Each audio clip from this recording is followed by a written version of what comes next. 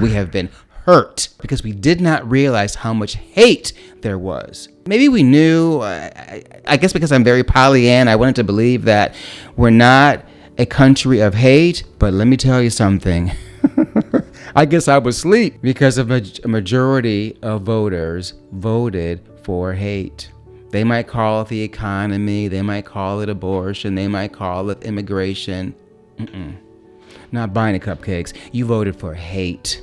Straight up. And if you weren't paying attention and you don't know it now, then you are lying to yourself. And we see you lying to yourself. And that's partly why we're mad.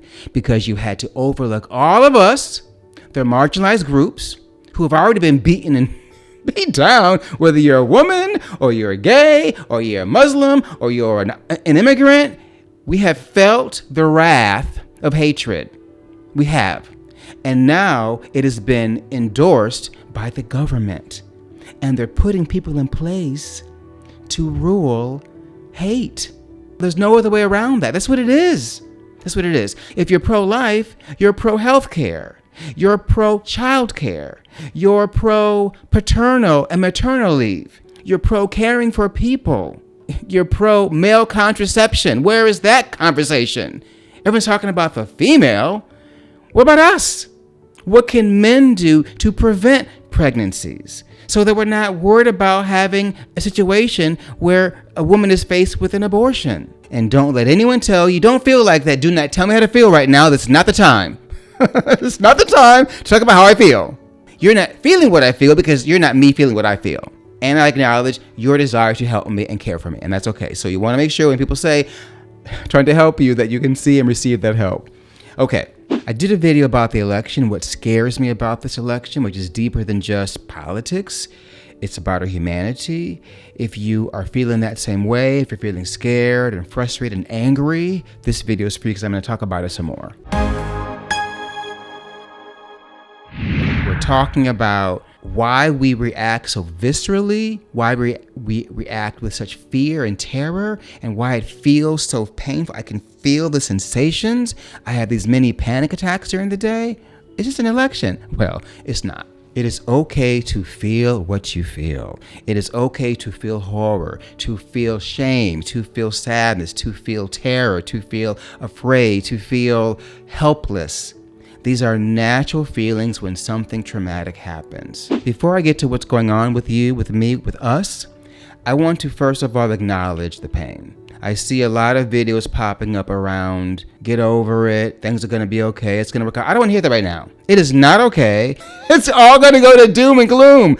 The voice in my head. I do know at some point inside of myself, we will get through. Not everyone, but some of us will survive this. Now let's talk a bit about the why behind this. I mentioned in my other video that I was trying to understand why I was reacting so dramatically to this election cycle, the 2024 election cycle. Was it making logical sense? Yeah, it was politics, and yeah, it's human rights, and it's at the end of the day, in 18 months, we'll be back at midterms, and hopefully, if people get some sense, they will see what they did. I'm hoping they can help turn this around. It may be too late for some things and some people, this we know. I really believe some people will be dead because of this. And I'm so scared for those people.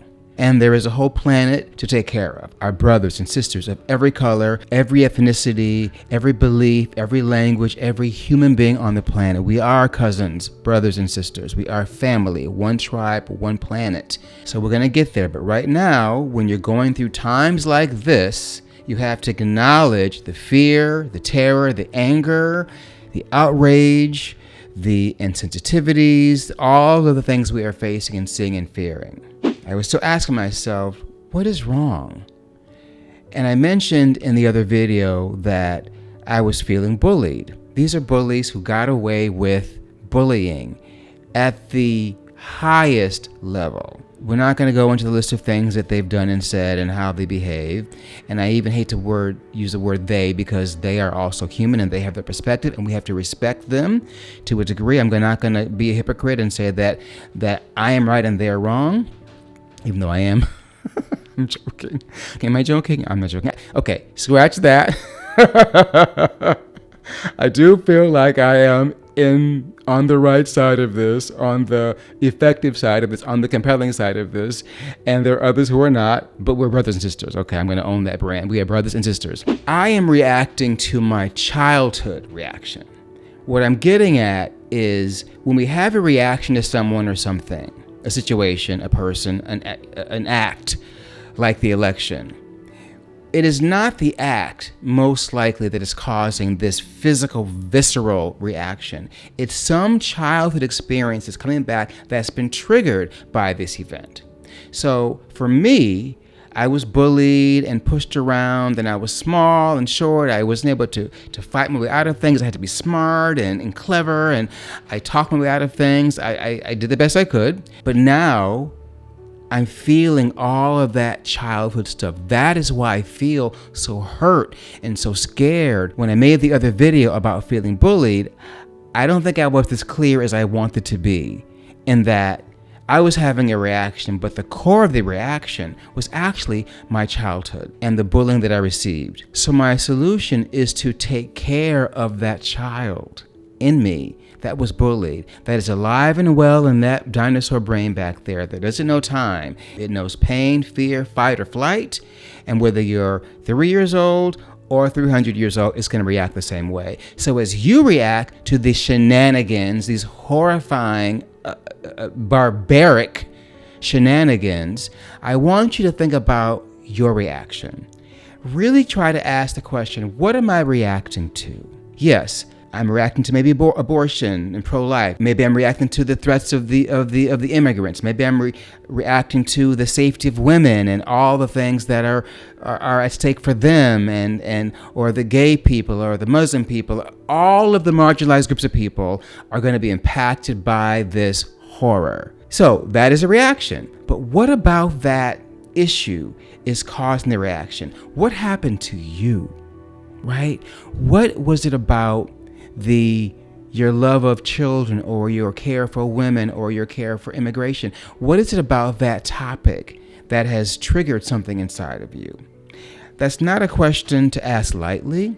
It's not a question to just brush over. It's not a question that necessarily has an answer as clear as mine. I know because of my 40 years of therapy with professionals. I understand the cognitive behaviors. I understand how I think. I really own my ups and downs. I know myself, which is why I make these videos, because I want you to go on this journey of knowing yourself, because there is gold in there. There's gold in them there hills, as they say, right? There is beauty and love in there. There are answers. And sometimes the answers are not necessarily going to be answers of closure, but you will understand. So you have to ask yourself this question. And if you can, do it with a therapist, do it with a loved one who has a higher level of self-awareness, and really dissect what is going on inside of you. Because if you let that unconscious dinosaur, ancient reaction run your life, you will say things and do things that you will regret.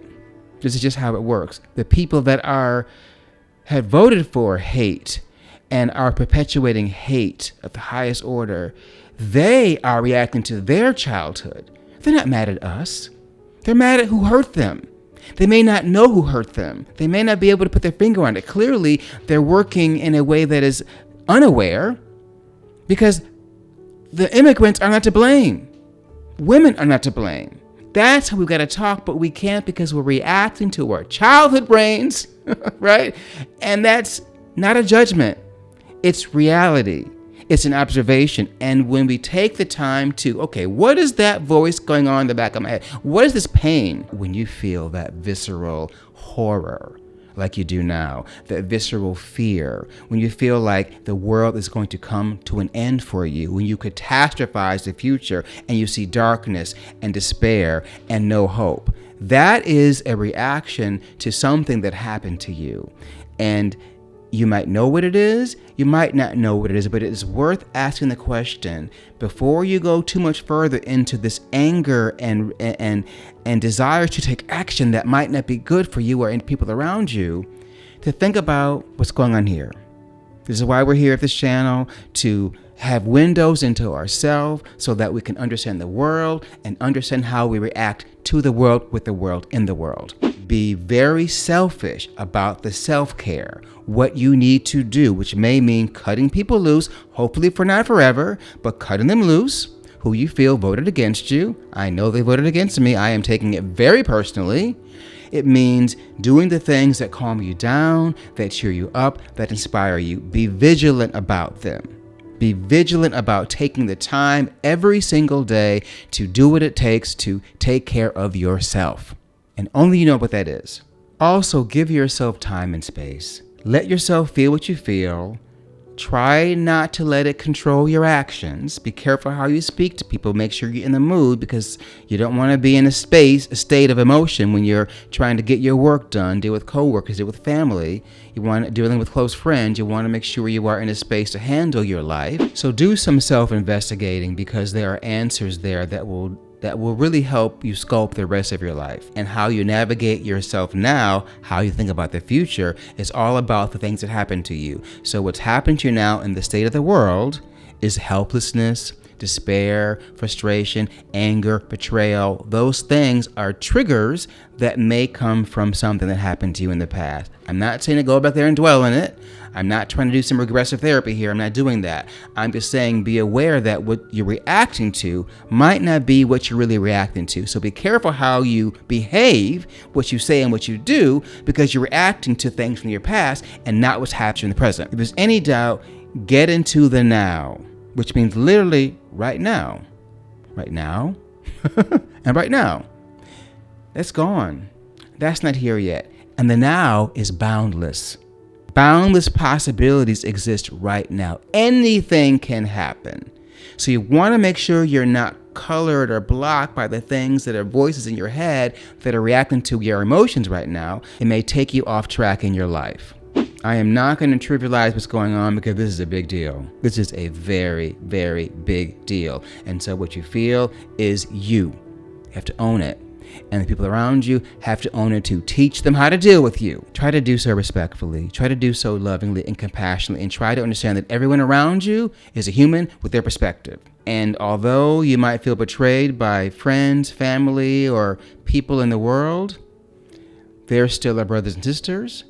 And we have to manage and navigate how we react to them, so they're not doing the same thing that we feel has been done to us. It's even hard for me to talk about us and them and they and me and you and all. It's hard to do that, because I don't like doing the othering. But right now, I am owning it. I am feeling betrayed by the world. I'm feeling betrayed again. I'm being bullied again as an adult. And it feels the same way it felt back then when I was 8 years old on the playground. It just feels exactly the same. That knowledge of myself gives me some peace. It helps me navigate what I feel. It's okay to feel like that, because that was hard. I understand that my sick stomach, my tight muscles, the pain in my neck, that I can't sleep, sometimes I have a problem eating, is because I'm actually having a reaction to childhood trauma. And for some reason, for me, that even just understanding that moment, just saying that out loud, especially in front of a camera, is very healing. To love myself enough to know that I have a right to feel like this. I'm going to go through this mourning, this grieving, which I'll talk about in my next video about grieving. We're literally grieving. It will not defeat me. We are not going to be living in a country that's run by hate. We're not going to do that. So everyone that voted for that, sorry, I have news for you. It's not going to last, because no country can run like that. Look at all of the countries around us that are ruled with hate, with women not getting an education and people not having clean water and the greed, and it does not work. Eventually, the Mathis rise up and say, enough. And if that continues, that'll happen here. I hope that it happens spiritually and not physically. I do not want to see us go to any kind of war. That is not going to help or fix anything. And whenever you watch this video, whether it's during the 2024 election cycle, post-election cycle, or it's sometime in the future, this is going to stay. This topic will be the same. This whole video is about acknowledging your reaction, feel how you feel. Really try to trace back what you're truly reacting to. It might not be the issue in front of you. It could be, but chances are if you're feeling sick and you're having physical sensations and panic attacks, you can't sleep, you don't want to eat, you're mad at people, you're cutting people off, if you're doing all of those things, it's probably something much deeper, and you want to try to figure out what that is. I recommend a professional. That is the best way and quickest way to get to this stuff. Cognitive behavior therapy helps you in these crisis situations. I live by it, I swear by it. It has changed my life. It's not advice. I'm not going to tell you what to do, but it has worked for me. And then call yourself to a higher state of being. This is not going to happen overnight. You have to go through your grieving and care for yourself. Make sure you're taking time for self-care. Do what it takes to take care of yourself, which may mean moving people around your life and keeping them at a distance for a while. Maybe forever. Hopefully not forever, but for a while for sure. For the time that you need, for sure. And then call yourself to that higher space to try to get a bird's eye view of your life, a bird's eye view of the world and your place in it. The more you know yourself, the more you know the world, the more you know the world, the more you know yourself. We just have to find a way to see the light. The light's always here. Sometimes it's the only light that there is at the moment. But this light can light up the world if you take your emotions, own them, try to soothe them, and raise yourself to a higher level of being where you can say, it's okay, we're gonna get through this because I'm gonna take care of me. I'm gonna do what it takes to take care of me. Check out this video about why I'm so scared about the 2024 election, because that's where this video comes from. And then check out the others on this playlist, because all the pieces of these videos are a window into times like these. I'll see you there.